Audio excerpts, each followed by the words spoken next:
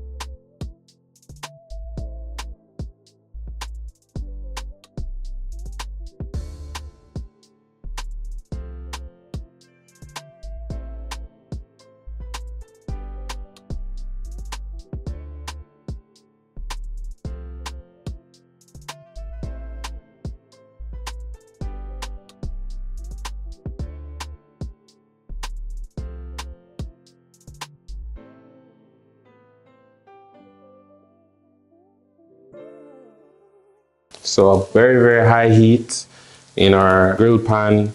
You know, you want to get that grill mark and you want everything to have, again, texture. Nice and flaky with the tuna inside and a nice sear on the outside.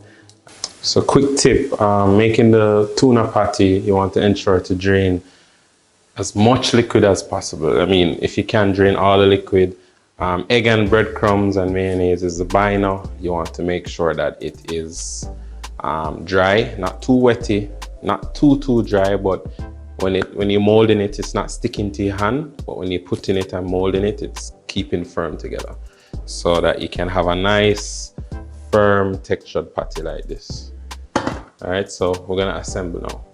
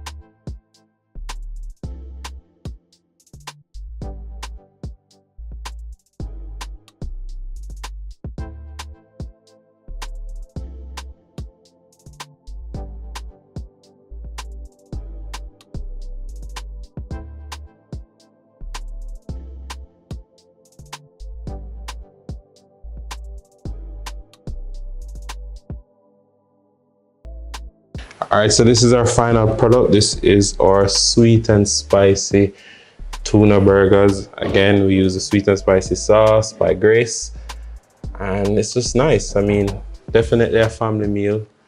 Definitely a meal that the kids can join in on. And I think the plate can hold everything, yes. So here you have it. Sweet and spicy tuna burger. I mean, you can't beat it.